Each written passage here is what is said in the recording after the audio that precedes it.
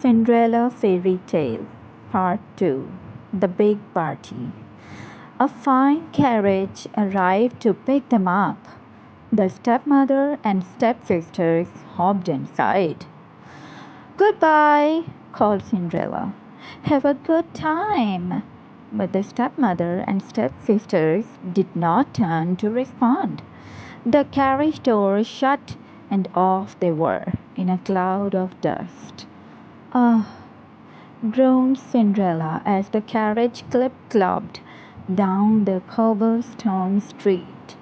"If only there was a way for me to go to the ball too." Then poof! All of a sudden in front of her stood a fairy. "You called?" said the fairy. "I did," said Cinderella. "Who are you?" "Your fairy godmother, of course. I know what you wish, and I have come to grant it." "But," said Cinderella, "my wish is impossible." "Excuse me," said the fairy godmother in a huff. "Did I not just show up out of thin air?" "I suppose you did," said Cinderella. "Then let me be the one to say what is possible or not." "Well, all right," said Cinderella.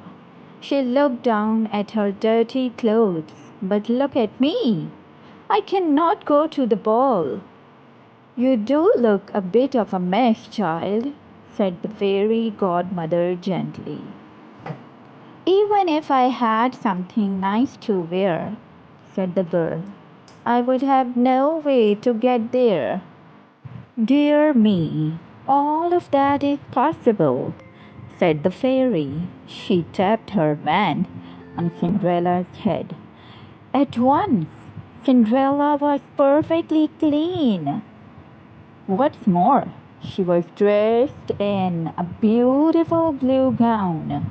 Her hair was set up high on her head in a golden band. "This is amazing," said Cinderella. "Who said I was done?" said the fairy godmother. She tapped her wand again. At once a beautiful carriage came to be, with a driver and 4 white horses.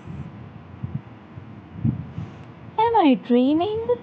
said Cinderella, looking around her in astonishment. "It's as real can be," said the fairy godmother. "But there is one thing you must know." "What is that?" "The magic lasts only to midnight. At the stroke of midnight it will be over. Everything will go back to how it was before."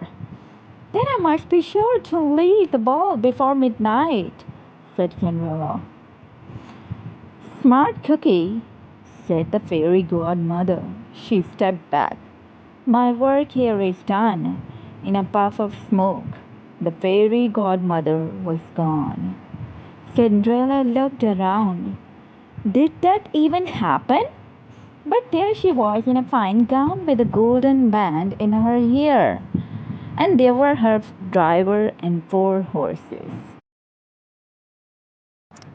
"Coming!" called the driver.